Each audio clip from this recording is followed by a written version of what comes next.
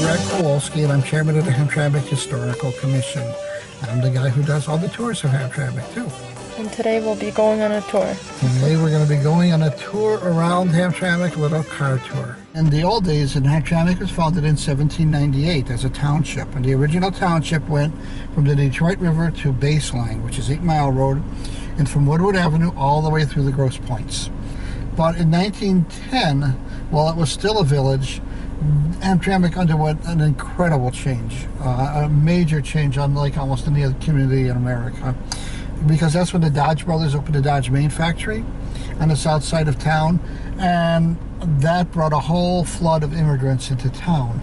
And so we went from a village of 2 square miles with 3,500 people to a village of 2 square miles with 48,000 people within 10 years. We were the fastest growing town in America. And in 1915, the government did a special census of Hamtramck and saw that we were growing at a rate 50 times greater than the rest of the country. So it was an unprecedented growth for any town in America. And it was all mainly due to the Dodge main factory and 23 other factories that also opened up in town, mainly to feed Dodge Main. We're heading south on Joseph Campo. This is the main street, and this has always been the main street of Hamtramck, going way back to its earliest days, and this goes all the way down to the Detroit River. It was named after Joseph Campo, of course, who happened to be a Detroit businessman. Almost every one of these buildings has got some kind of historical significance. That one over there is the Polish Legion of American Veterans Hall. The original PLAV, that's post number 1, first in the country, formed in about 1918. We actually owned that building at one point for the historical museum, but it didn't work out and we sold it. How did it survive all these years and in fact is growing? And one reason is because we are an independent city. We are surrounded by Detroit, but we're separate from Detroit, and we're separate physically as well as, politically.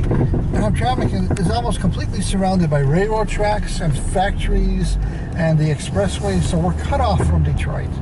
If you want to come from Detroit, except for the far north end of town, you have to get in the car and drive here. You can't just walk across the street.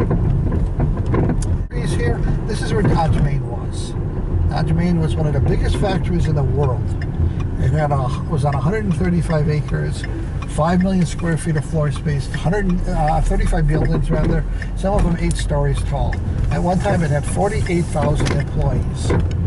Was there such a thing as a Polish school in Hamtramck? No, there were no such things as Polish schools. There were schools where Polish was spoken, and even classes could be taught in Polish. And of course, St. Florian had a school, and that was a Polish Catholic church. So, that was a common to have Polish spoken there.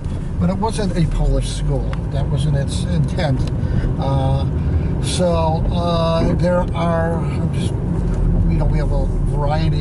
we had a variety of Catholic schools here and public schools as well too.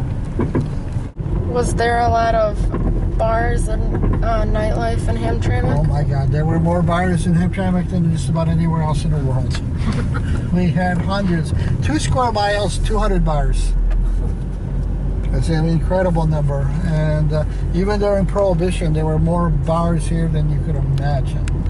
Nobody cared. It's Alice Street. This is one of the very early streets in Hamtramck.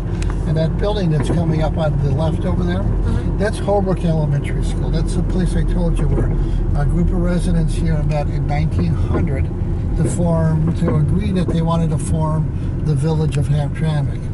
And this is the building they met in. This school is still being used. It is probably the oldest school operating in the state of Michigan. It's been in continuous use since 1898. So, and it's got fireplaces, it's got Pewabic tile. It's really, really interesting going in there. That's a real slice of Hamtramck history though.